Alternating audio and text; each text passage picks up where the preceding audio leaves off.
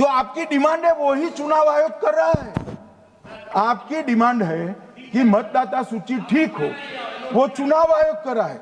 मगर हुआ क्या है मान्यवर मालूम है? इनको अब अगर प्रेस में कोई पत्रकार उनको पसंद ना आए ऐसा सवाल पूछते हैं तो तुम बीजेपी के एजेंट हो ऐसा कहते हैं। मान्यवर सवाल जो भी हो उसको लेना चाहिए। मान्यवर पत्रकार कभी बीजेपी का एजेंट नहीं होता है। मगर आप अगर ऐसा मानते हो कि लोकतंत्र में आपको पसंद आए ऐसे ही सवाल पत्रकार पूछे तो ये नहीं हो सकता। इमरजेंसी नहीं है भाई, इमरजेंसी नहीं है। मान्यवर एक प्रेस में कोई सवाल पूछता है तो कहते हैं बीजेपी के एजेंट हो। केस हारते हैं तो जज पर आरोप कर देते हैं, चुनाव हारते हैं तो ईवीएम पर आरोप करते हैं। ईवीएम की दलील अब गले नहीं उतरती तो वोट चोरी का मुद्दा लेकर आए। वोट चोरी का मुद्दा लेकर पूरा बिहार में यात्रा निकाली, फिर भी हार गए। अब हारने का कारण आपका नेतृत्व है, ये हारने का कारण ईवीएम और मतदाता सूची नहीं। और अगर ये मानते हैं मान्यवर, अगर ये मानते हैं कि इनको कोई पूछने वाला नहीं है, भगवान करे मैं गलत पड़ जाऊं, कांग्रेस के कार्यकर्ता इनका हिसाब मांगेंगे। एक दिन कांग्रेस के कार्यकर्ता इनका हिसाब मांगेंगे कि इतने चुनाव कैसे हार गए। मान्यवर कोई जज आजादी के इतने साल में नहीं हुआ है मान्यवर कि कोई जज एक जजमेंट दे तो जज के खिलाफ इंपीचमेंट लेकर आते हैं। अपनी वोट बैंक को एड्रेस करने के लिए इंपीचमेंट लेकर आते हैं मान्यवर। और ये सारे ने तो साइन कर दिया, साथ ही साथ उद्धव जी ने भी साइन कर दिया। उद्धव जी जजमेंट क्या है? एक पहाड़ी पर मान्यता है कि हाँ सबसे ऊपर दिया जलाया जाए। मान्यवर एक वोट बैंक को संभालने के लिए एक हाईकोर्ट के जज के सामने इंपीचमेंट लेकर आए हैं। देश की जनता उनको मदद नहीं करे।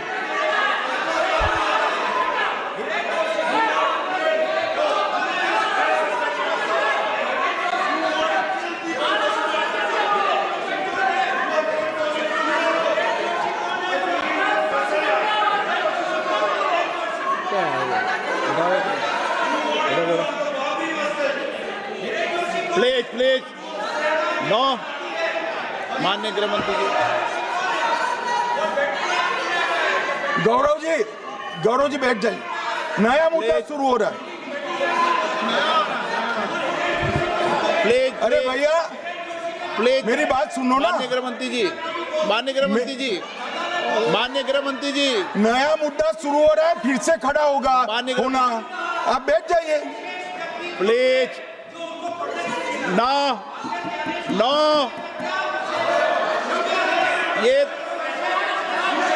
ये तरीका no no. Manickam ji please बैठिए। नो, ये तरीका ठीक नहीं है। प्लीज बैठे बैठे बैठे। हर आपको ज्यादा समस्या है क्या हर 2 मिनट में खड़े होने की? हर 2 मिनट में खड़े होने की समस्या है क्या आपको लोगों? बैठिए, ऐसे नहीं चलेगा। मान्यवर 2014 के बाद अरे दादा ये भी बैठ गए, अब बैठ जाओ। मान्यवर 2014 के बाद हारने की परंपरा शुरू हुई। हारने की परंपरा शुरू होने के बाद हाँ जीते ही है, मगर हारने की भी परंपरा हुई है। मान्यवर हारने की परंपरा शुरू करने के बाद इन्होंने सबसे पहले ईवीएम को निशाना बनाया। आज मैं आपके माध्यम से सदन को और सदन के माध्यम से देश की जनता को बताना चाहता हूं, ईवीएम कौन लेकर आया इस देश में? मान्यवर कौन लेकर आया? 15 मार्च 1989 को जब राजीव गांधी इस देश के प्रधानमंत्री थे तब ईवीएम लाने का कानूनी बदलाव किया गया था। सुन लो। अब राजीव गांधी के ईवीएम के कानून का भी विरोध कर रहे हैं। मान्यवर इसके बाद में अरे सुनो ना क्या प्रक्रिया हुई। इसके बाद में ईवीएम के खिलाफ किसी ने याचिका करी। इस देश की सर्वोच्च न्यायालय के 5 जजों ने बैठकर ईवीएम के कानूनी बदलाव को 2002 में उचित ठहराया। माननीय राजीव गांधी को भी नहीं मानते, सर्वोच्च अदालत को भी नहीं मानते हैं। फिर 98 में मध्य प्रदेश, राजस्थान और दिल्ली, इसमें सिर्फ 16 विधानसभाओं में इसका ट्रायल लिया गया। कितना केयरफुल है ये भी बताता हूं। हुडा बैठो, ये भी कितना केयरफुली चुनाव आयोग आगे बढ़ा है। मध्य प्रदेश, राजस्थान और दिल्ली, ये राज्यों की सिर्फ 16 विधानसभा में इसका ट्रायल लिया गया। हर प्रकार से चेक कर ईवीएम का उपयोग सबसे पहली बार पूरे देश में 2004 में हुआ। 2004 का महत्व है माननीय, सबसे पहले 2004 में हुआ। पूरे लोकसभा चुनाव हमारे समय में ईवीएम का उपयोग हुआ। लाए राजीव गांधी, वहां से लेकर 2004 तक। और 2004 के चुनाव में कौन जीता भाई? वो जीत गए। उस वक्त ईवीएम की चर्चा बंद। 2009 का चुनाव हुआ, पूरा ईवीएम से हुआ, ये जीत गए, चुप्पी साध ली। 2014 में सब हम जीते तो कौ चालू कर दी। वो सरकार में थे। मान्यवर, ये क्या है? जब कानून आप लाए, मशीन आपने इंट्रोड्यूस किया, चुनाव आप पहला जीते मशीन से, दूसरा चुनाव जीते, मौत से 10 साल राज किया और हार गए तो फिर रोते हैं। मान्यवर, देश की जनता मानती है इसको। और दूसरी बार जब चुनाव आयोग को भी लगा कि सच्चे झूठे आरोप होते तो इस पर रिसर्च की एक प्रक्रिया हुई। मानिएगा 5 साल रिसर्च के बाद वीवीपीएटी की इंट्रोडक्शन हुआ। ये वीवीपीएटी क्या है?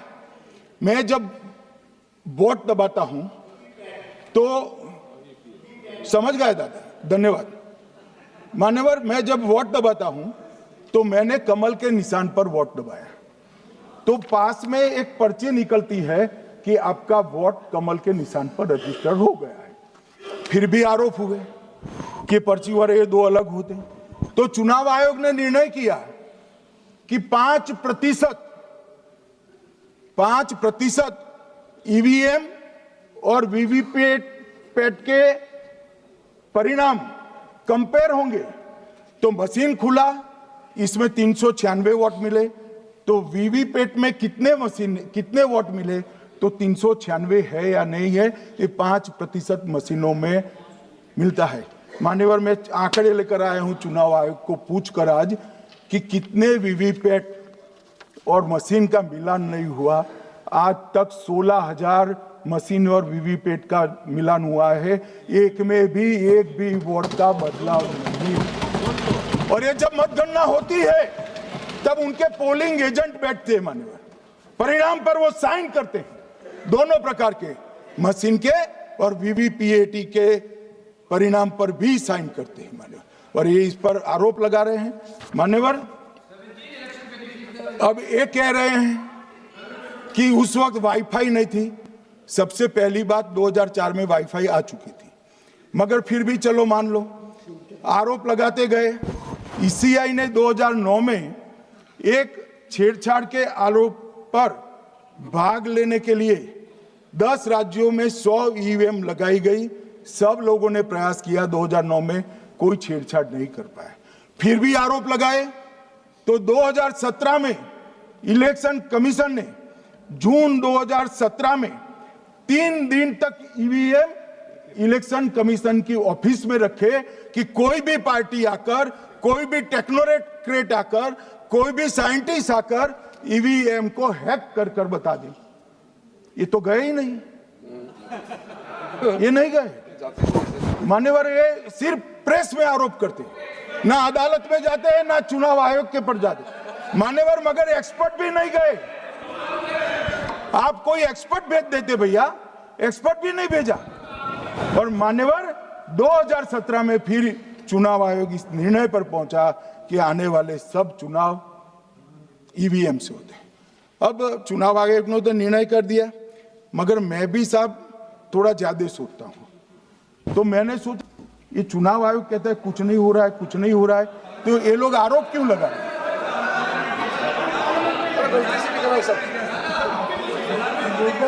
मान्यवर, मेरे शब्द कोई ऐसे हो तो काट दीजिए। काट दिया राहुल जी। मान्यवर, मैंने सोचा कि भाई कुछ गलती नहीं है, मान्यवर कोई गलती नहीं है, तो ये लोग विरोध क्यों कर रहे हैं? फिर मुझे याद आया कि मान्यवर जब इनके जमाने में चुनाव होते थे, बिहार और यूपी में सरकारें बनाती होती थी, पूरे के पूरे वोट के बक्से हाईजैक कर लिए जाते थे। ईवीएम आने से ये बंद हो गया, ईवीएम आने से बंद हो गया। और मान्यवर चुनाव की चोरी बंद हुई है, इसलिए पेट में दर्द हो रहा है। ईवीएम का दोष नहीं है, चुनाव जीतने का तरीका जनादेश नहीं था, करप्ट प्रैक्टिसेस थी, इसके कारण चुनाव जीतते थे। अब आज ये पूरे एक्सपोज हो चुके हैं। जब जनादेश पर चुनाव होता है तो आप जीत सकते हो, जीतो, स्वागत है उसका, मगर जब हारते हो तो अन्य कारण बताना, जैसे पहले मैंने कहा, ऐसा बताना ये ठीक नहीं है। मान्यवर, कल मैंने लीडर ऑपोजिशन का भाषण स्वयं यहां बैठकर सुना है। पूरा भाषण उनका धागों में उलझ गया, थ्रेड्स में उलझ गया। मान्यवर, ये कहते हैं पीएम का शेड्यूल देखकर चुनाव आयोग चुनाव तय करता है। मेरा सभी सांसद महोदय से करबद्ध निवेदन है कि चुनाव होने के पहले के 1 महीने पीएम का शेड्यूल, और पीएम को लगभग 24 और 16 कितना होता है, 40 महीना हो गया। इसमें से किसी भी 1 महीने का शेड्यूल दिखाओ। पीएम की गति ही इतनी है, कोई भी महीना उठाओगे तो इतने ही प्रवास करते हैं। मानवर, इसको चुनाव का कोई लेन देन नहीं है। हमारे प्रधानमंत्री जनसंपर्क में आजादी के बाद सबसे ज्यादा प्रवास करने वाला प्रधानमंत्री, और मैं जानता हूं साहब, मैं जानता हूं नरेंद्र मोदी जी को 2001 से मैं बता सकता हूं, एक भी दिन की छुट्टी नहीं, एक भी वैकेशन नहीं, लगातार जनता का काम करना। मैंने कभी नहीं देखा उनको वैकेशन में। कई बार इनका अनुकरण करने का प्रयास करते हैं तो बीपी बढ़ जाता है इतना, ये फिर रूठ जाएंगे प्लीज। मान्यवर, ये पूरी चर्चा चुनाव सुधार पर थी। मैंने आज ये भी जांच करा,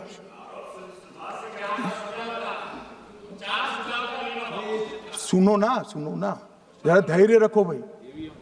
मान्यवर, मैंने आज सुबह चुनाव आयोग के वहां जांच कराई।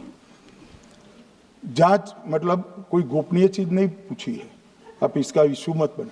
मैंने ये पूछा कि चुनाव सुधार के लिए मई 2014 के बाद कौन सी पार्टी से कितने आवेदन आपको मिले, क्योंकि चुनाव सुधार जो करना है इसकी प्रक्रिया क्या है। मान्यवर, चुनाव सुधार सभी राजनीतिक दलों के साथ चर्चा कर चुनाव आयोग भारत सरकार के विधि मंत्रालय को भेजता है, और विधि मंत्रालय इसका कानून बनाकर संसद के सामने रखता है। ये प्रक्रिया है। तो मैंने सोचा कि इतना बड़ा हो हल्ला हुआ तो ढेर सारे चुनाव सुधार कांग्रेस पार्टी ने दिए होंगे।